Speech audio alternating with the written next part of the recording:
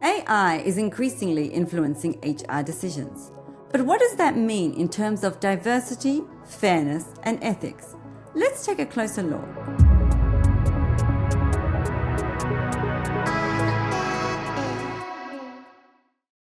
Welcome to HR What's Next. Quick insights, new perspectives, and practical ideas on the future of HR.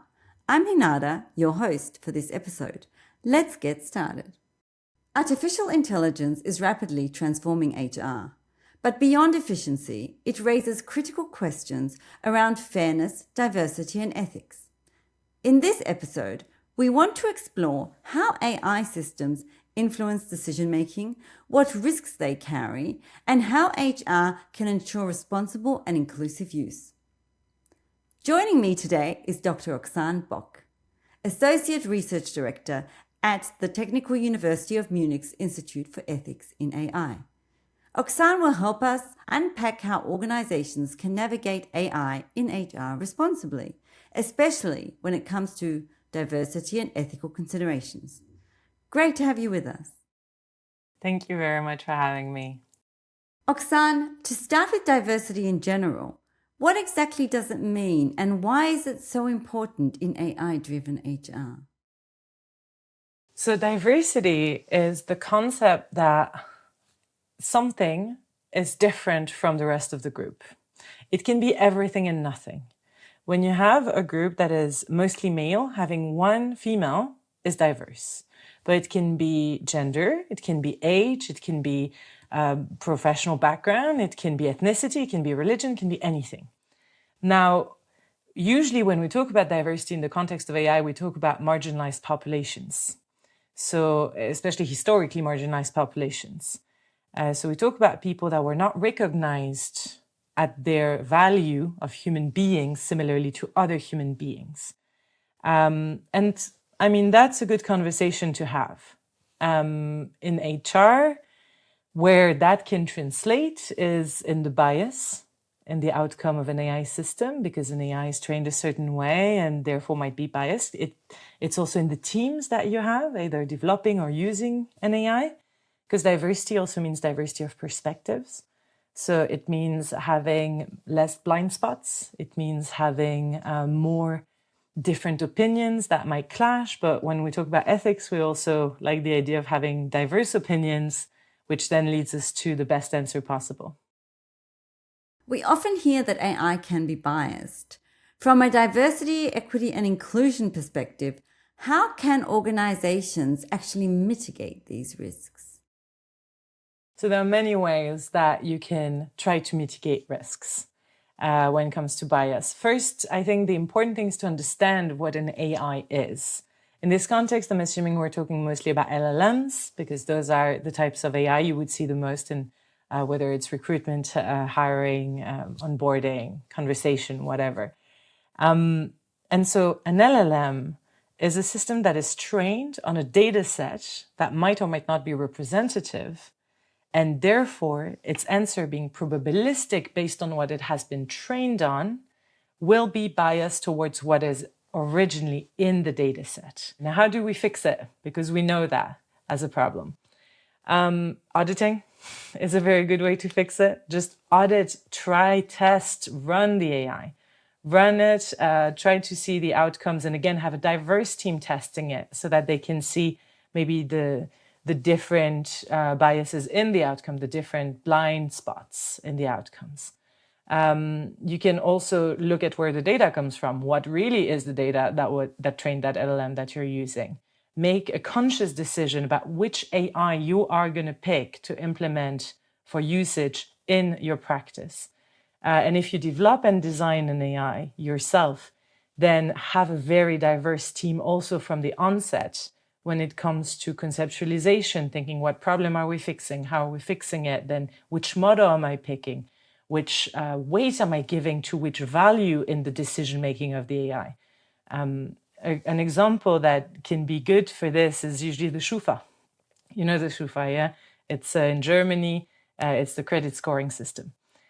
If, imagine an LLM was to be used to evaluate someone's credit score, But the parameters that make that decision don't take into account parental leave. An LLM might assume someone just stopped working for 2 years without any good reason. And so might say, okay, they might not be as reliable. But really, if you have in the team that develops that LLM parents, they will probably flag it early on and say, okay, we need to tell the LLM that here we will have some kind of flag as parental leave. So you see, that's the importance of having diverse teams, diverse data sets, diverse everything, and then testing.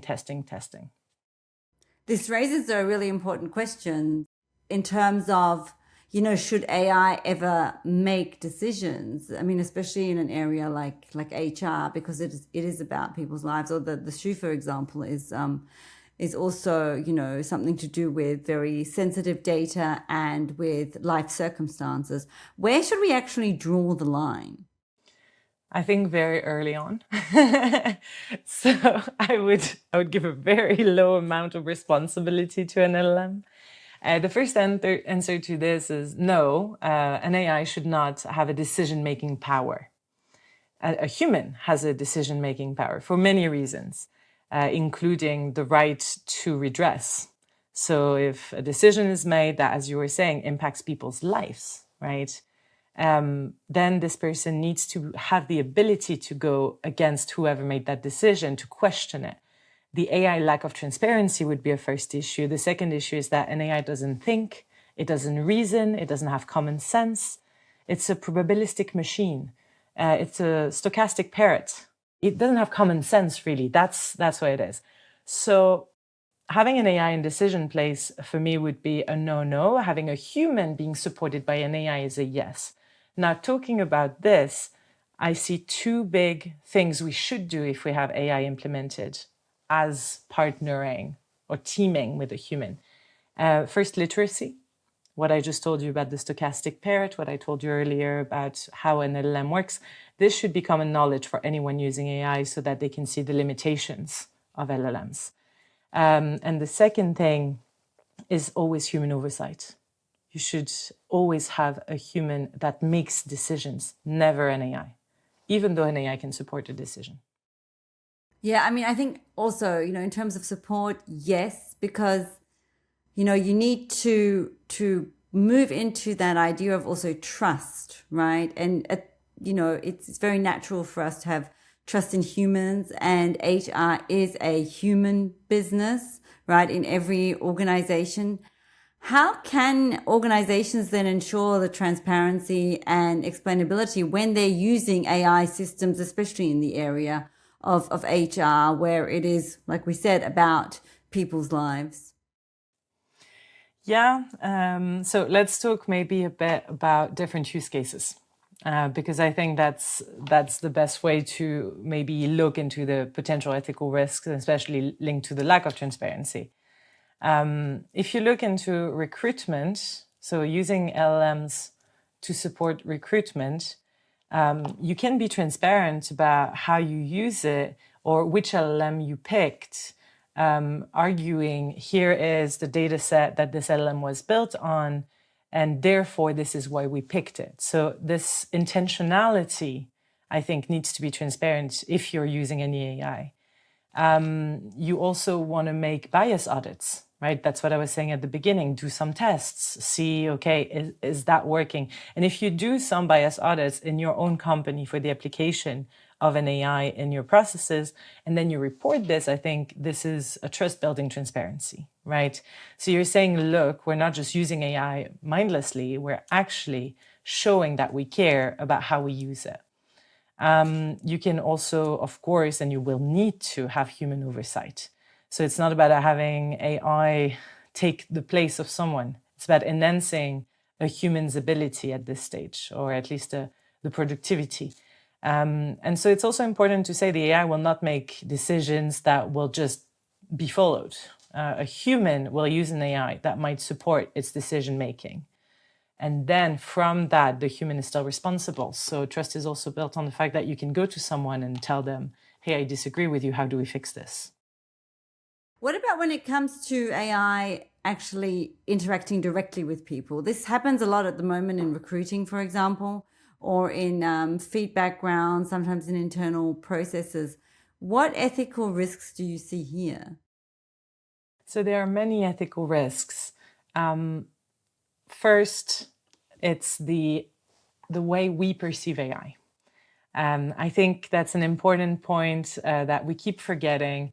We have a cognitive bias, even if we know that it's not true. We still have this tendency to believe that AI understands us, when really it doesn't. It doesn't understand anything. And the only answer to this is literacy and education. Really, it's about knowing the limitations of an AI, knowing how it works. And even though you have this feeling, you know the truth, right?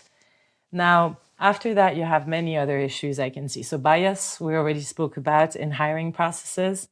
That would be, for me at least, the scariest thing. We all know the story about Amazon that years ago decided to have this AI in hiring, and the AI ended up hiring a very homogeneous type of people, also because it was trained on Amazon's data of who they hired.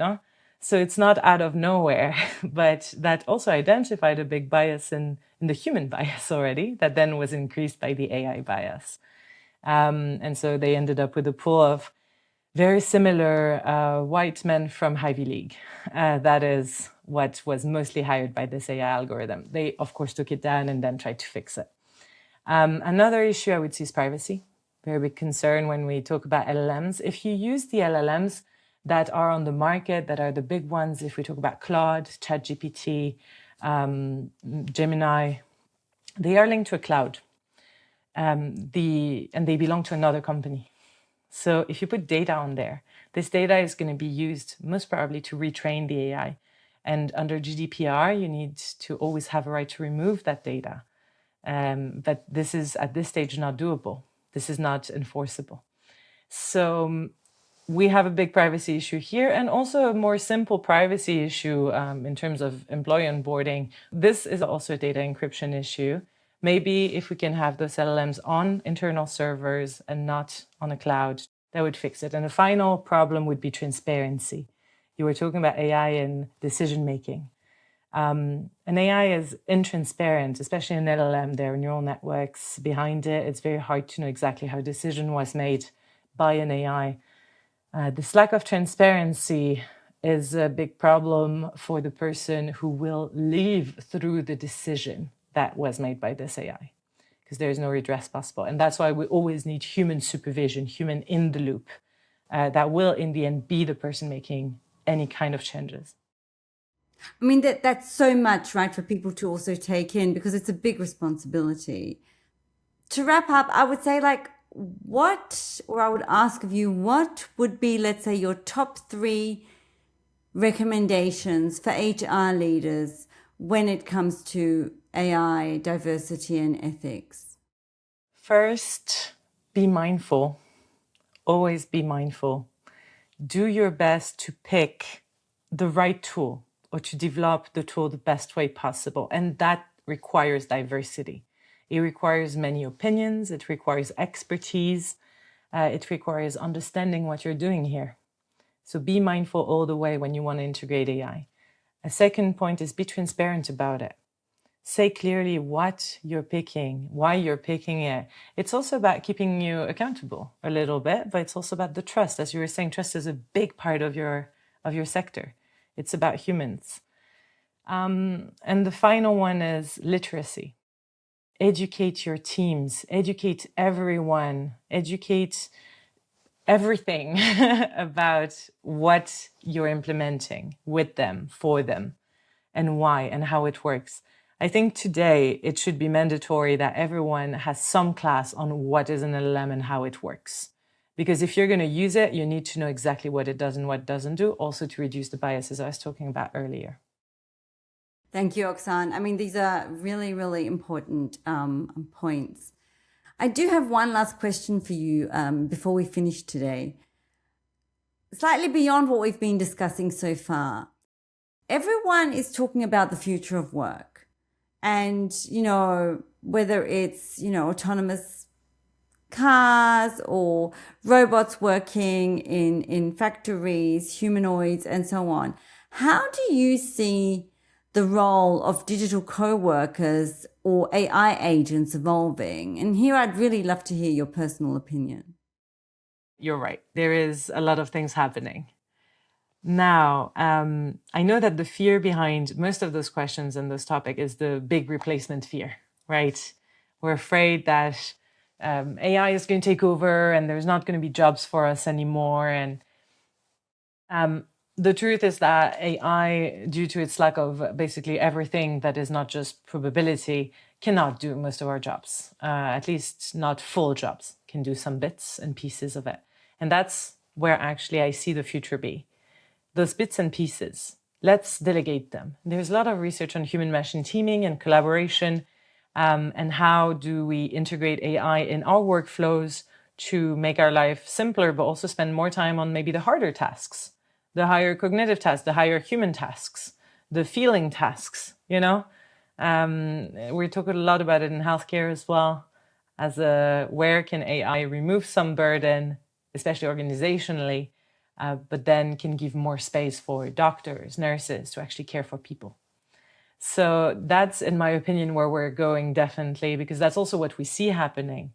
We see a lot of those, let's say, less fun jobs being replaced.